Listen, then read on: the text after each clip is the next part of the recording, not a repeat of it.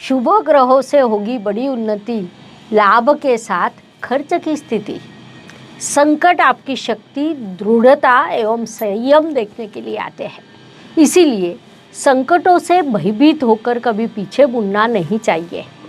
उनका संयम से, धैर्य से सामना करें। इस बात को वृषभ राशि के जातकों ने इस महीने मुख्य रूप से ध्यान में लेना चाहिए। नमस्कार, मैं एस्ट्रो गुरुमा डॉक्टर ज्योति जोशी आप सभी ज्योतिष प्रेमियों का हार्दिक स्वागत करती हूँ। हम अगस्त 2023 महीने के राशि भविष्य को समझ रहे हैं।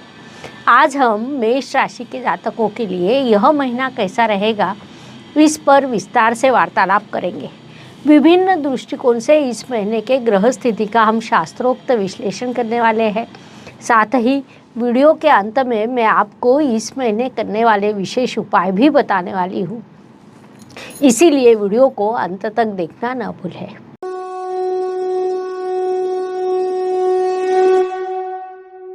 व्यक्तित्व की दृष्टि से जब हम विचार करते हैं तो राशि स्वामी की स्थिति को देखना आवश्यक होता है। वृषभ राशि के स्वामी शुक्रदेव, जो राक्षसों के गुरु शुक्राचार्य है, उनकी यात्रा इस महीने आपके तृतीय स्थान से अर्थात परिश्रम के स्थान से शुरू है। 4 सितंबर को वे मार्गी भी होंगे। संक्षेप में आप परिश्रमी हैं। राशि स्वामी जब स्वयं परिश्रम के स्थान में जाता है तब आपका व्यक्तित्व परिश्रम की ओर अधिक झुकता है। लगातार यात्रा और परिश्रम, यह इस महीने आपका महत्वपूर्ण कार्य रहेगा।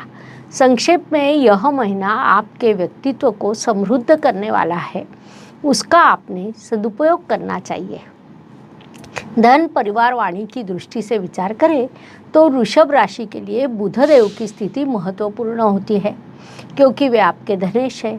बुधदेव इस महीने आपके चतुर्थ स्थान में विराजमान है, जिस कारण परिवार में वृद्धि होना, परिवार में किसी सदस्य का आगमन होना, पारिवारिक कार्यक्रम संपन्न होना, सुख शांति निर्माण होना, वाणी में मिठास आना जैसे कई शुभ प्रभाव आपको प्राप्त होंगे। विशेष बात है कि धनेश चतुर्थेश के साथ चतुर्थ स्थान में विराजमान होने के कारण आपको अत्यंत शुभ फल प्राप्त होंगे। इसीलिए आपने इस काल का पूरा उपयोग करना चाहिए। पराक्रम एवं परिश्रम की दृष्टि से विचार करें तो मूल रूप से वृषभ राशि को परिश्रमी लोगों की राशि कहा जाता है। आपकी राशि का प्रतीक बैल है। इस बैल शब्द को हम आज भले ही नकारात्मक रूप से लेते हैं, लेकिन वह अत्यंत परिश्रमी पशु है।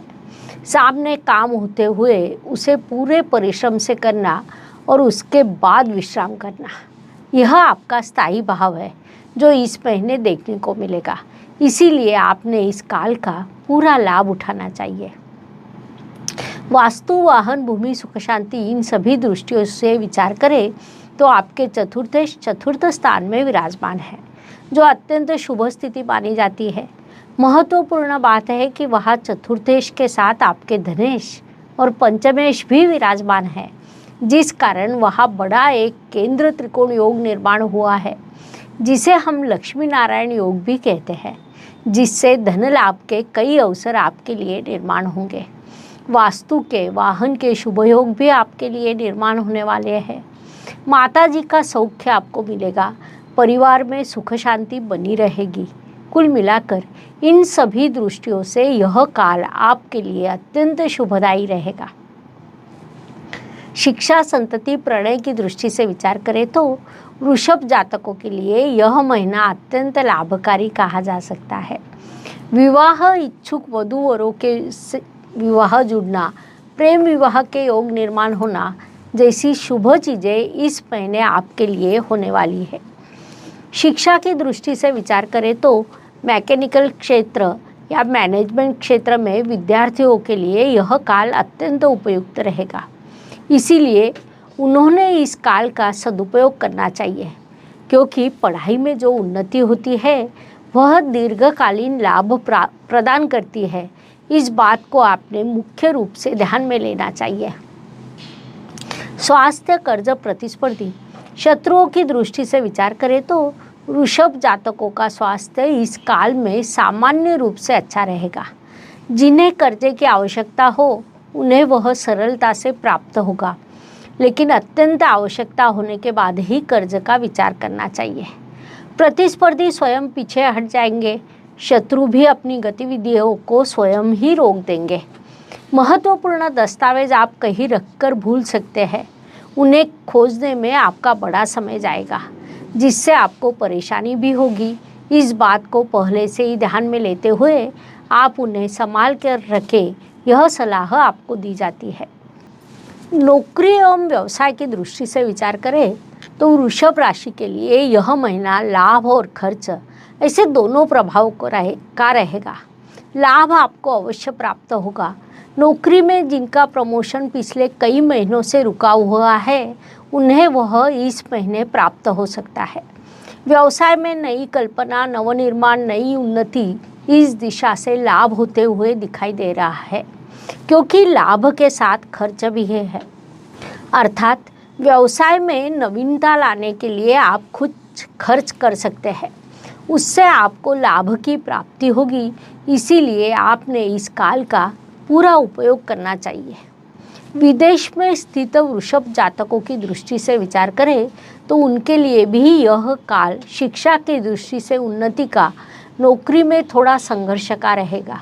साथ ही व्यावसायिक जातकों को सफलता मिलेगी, इसीलिए उन्होंने इस काल का पूरा लाभ उठाना चाहिए।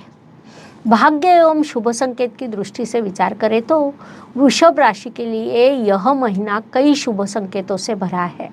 उसमें मुख्य रूप से कहा जाए तो आपके दशम स्थान में शनि देव द्वारा शश राजयोग निर्माण हुआ है, जो पंच महापुरुष योगों में से एक अत्यंत महत्वपूर्ण राजयोग माना जाता है।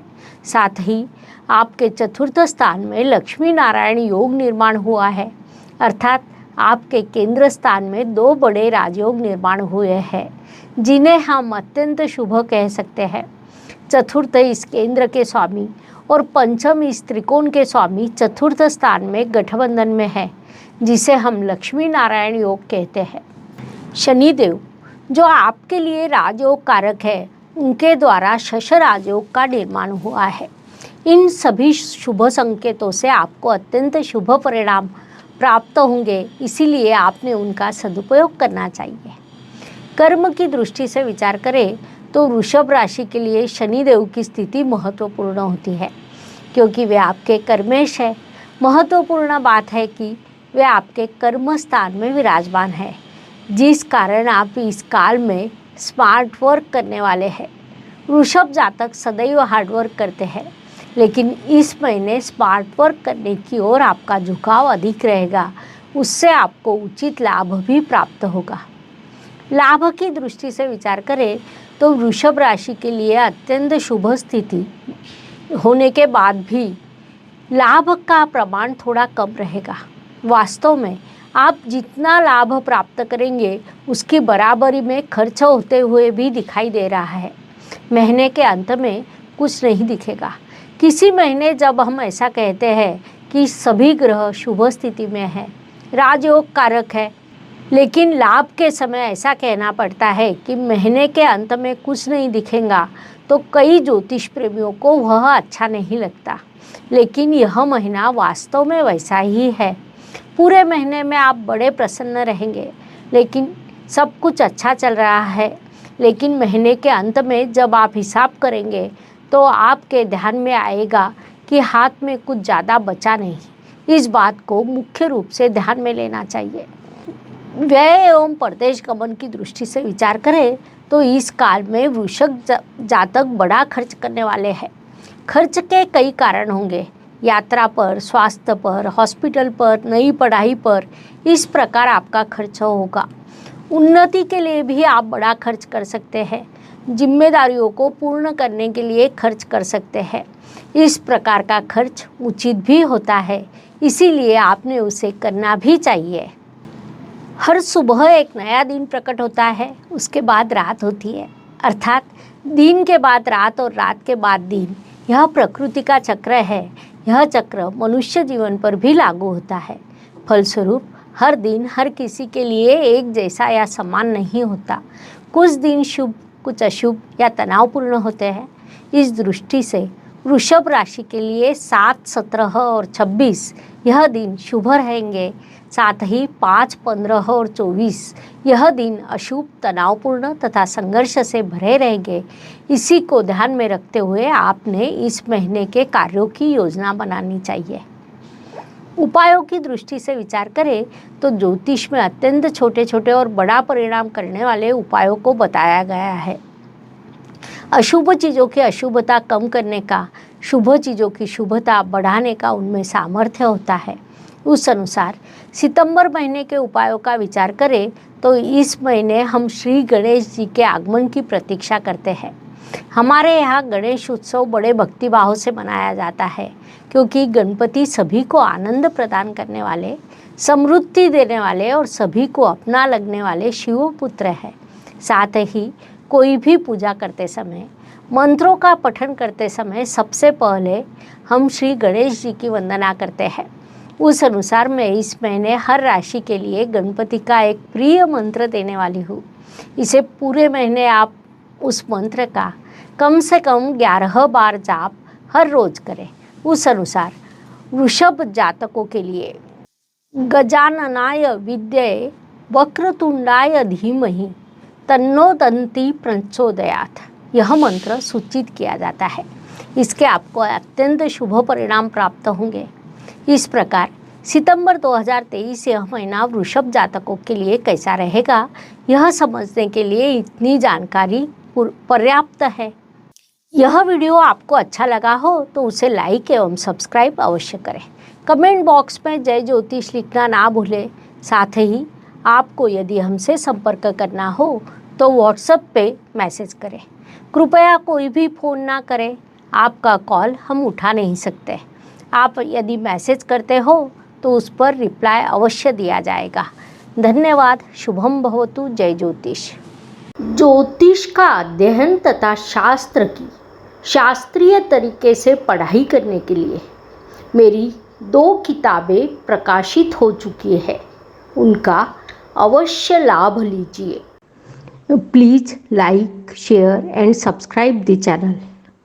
और हाँ, बेल आइकॉन दबाना ना भूलें। धन्यवाद।